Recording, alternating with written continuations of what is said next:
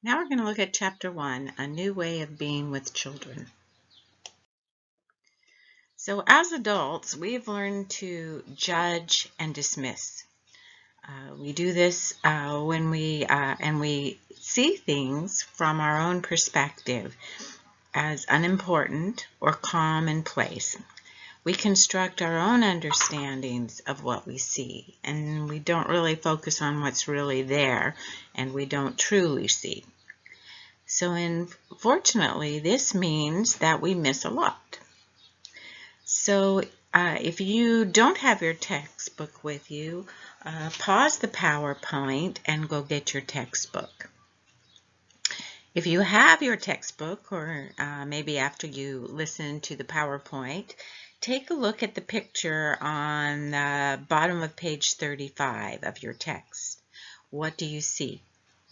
Some people see an old woman, and some people see a young woman. It is common to see one, but difficult to see the other. And so if you can't see the other, what you can do is ask someone else to help you, because they might see what you don't see. According to Corita Kent and Jan Stewart, it takes practice for us to recover our ability to truly see, or before that, the gift of wanting to see. For so many years, we've been learning to judge and dismiss. I know what that thing is. I've seen it 100 times, and we've lost the complex realities, laws, and details that surround us. Try looking the way children look, or a child looks, as if always for the first time. We must view children as competent, and in many ways more competent than we, because they pay attention to what's really there. If we don't, it affects everything we do in regards to children. We must value children's perspective and pursuits and avoid the cookie-cutter curriculum approach. So focus on what the children are interested in.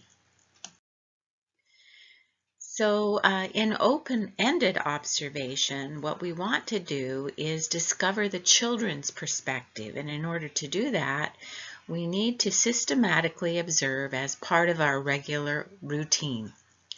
We need to think flexibly. We need to think in the present without adding our own perspective or judgments or dismissals, and slow down and take a deep breath and study the present. And that's often called being mindful. So what we're going to do next is look at an example of a teacher that tried this out.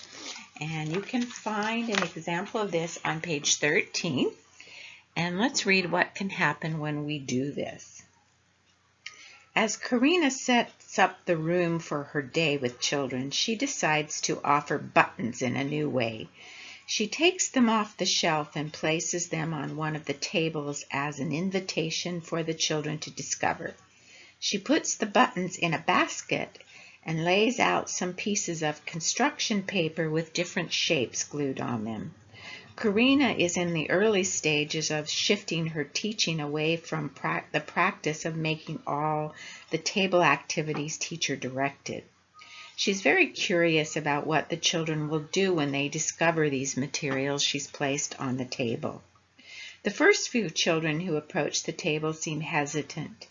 They ask Karina what they are supposed to do. That indicates to us that we're being too teacher-directed. And the children have forgotten how to explore and discover. She smiles and says, "You are welcome to play with the buttons. See what you can discover." As these girls sit down, several others join them and the fun begins. The children are clearly sifting through the buttons, describing what they are discovering, and finding different ways to set them on the paper. Karina stays close by, noticing how the children are investigating the buttons and periodically describing what she sees them doing. She does her best to avoid asking questions such as, "What color is that?" which is a close-ended question, and "How many buttons do you have?" It's new for her just to take a few notes and photos of things the children are doing and saying. She's eager to learn more about their interests and the experiences that come out during the play. So I've started the first 2 paragraphs of that example for you.